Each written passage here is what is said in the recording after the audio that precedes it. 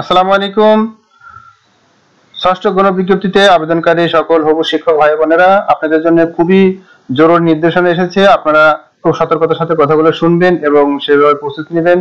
যা না জানলে আপনাদের মহাবিপদ হবে, আপনাদের চাকরি হবে না। তো আপনারা জানেন যে গত বিজ্ঞপ্তিগুলোতে পুলিশ ভেরিফিকেশন হতো, তো এবার আপনাদের আবেদনের পুলিশ ভেরিফিকেশনের নতুন নির্দেশনা এসেছে। সেই নতুন নির্দেশনাটা কি সেটা আমরা একটু দেখে নেব এবং সেইভাবে আমরা প্রস্তুতি নেব। অনেকেই আপনারা বুঝতে পারছেন না যে এটা কি করতে হবে, পরিবর্তন একটা এসেছে, সেটা কি পরিবর্তন এসেছে, তো আপনাদের সেটা জানিয়ে দেব। তো আসুন আমার সাথে থাকুন, দেখতে থাকুন। তো এখানে দেখতে পাচ্ছেন যে শিক্ষক নিয়োগে পুলিশ ভেরিফিকেশনের নতুন নির্দেশনা। তো নতুন নির্দেশনাটা কি সেটা যদি আমরা একটু দেখি, তাহলে এখানে যে নিউজটা হয়েছে সেটা বলা হচ্ছে যে বেসরকারি শিক্ষা প্রতিষ্ঠানে এন্ট্রি লেভেলে শিক্ষক নিয়োগে পুলিশ ভেরিফিকেশনের নতুন নির্দেশনা দিয়েছে শিক্ষা মন্ত্রণালয়ের মাধ্যমিক ও উচ্চশিক্ষা বিভাগ। নতুন নির্দেশনা অনুযায়ী জিআর ফরম সরাসরি পুলিশ অধিদপ্তরের স্পেশাল ব্রাঞ্চে পাঠাবে বেসরকারি শিক্ষক নিবন্ধন ও প্রত্যয়ন কর্তৃপক্ষ এনটিআরসিএ। বুধবার 9 জুলাই মাধ্যমিক ও উচ্চ মাধ্যমিক বিভাগের সিনিয়র সচিব সিদ্দিক জুবায়ের স্বাক্ষরিত পরিপত্রে এ তথ্য জানা যায়। পরিপত্রে আরো জানা যায়, প্রাথমিকভাবে নির্বাচিত প্রার্থীদের মধ্যে কেউ পুলিশ ভেরিফিকেশন প্রতিবেদন ফরম দাখিল না করলে তাদের নিয়োগের সুপারিশ জন্য বিবেচনা করা হবে না।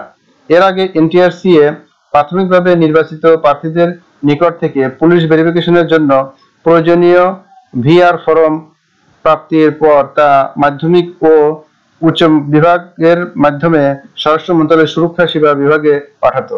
তবে হঠাৎ করেই স্বরাষ্ট্র মন্ত্রণালয় তাদের এই ওয়েবসাইট ব্যবহার করতে দেবে না বলে একটি চিঠি পাঠায় এনটিআরসি কে। এখানে আপনি সেই পরিবর্তনটা দেখতে পাচ্ছেন, যেখানে আসলে এই পরিবর্তনটা দেখানো হচ্ছে। তো এখানে আসলে পার্থক্য এতটুকুই যে সেবা এই যে ভিআর ফরম, এই ফরমটা আগে সুরক্ষা বিভাগ বা এই পুলিশের এই সুরক্ষা সেবা বিভাগে প্রেরণ করা হতো, তার পরিবর্তে এখন স্পেশাল ব্রাঞ্চ, সরাসরি স্পেশাল ব্রাঞ্চ পুলিশ অধিদপ্তরে প্রেরণ করতে হবে। এতটুকুই পার্থক্য, ভয়ের কিছু নাই। তো এখানে আমরা যে নিউজটা দেখলাম সেই নিউজে এখানে দেখতে পাচ্ছেন পরিপত্রে আছে ভিআর ফরম আর ওখানে আছে ডিআর ফরম, আসলে ভুল করেছে।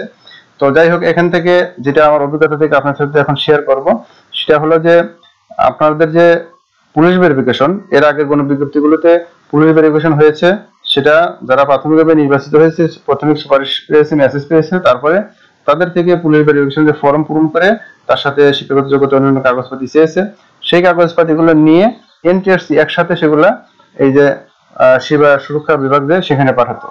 তো তারপরে সেটা পুলিশ ভেরিফিকেশনে আস্তে আস্তে বিভিন্ন জেলা উপজেলায় থানায় এটা ক্রমান্বয়ে ছড়িয়ে দিত এবং তারা এসবি অফিস থেকে আপনাদের এখানে এসে তদন্ত করত।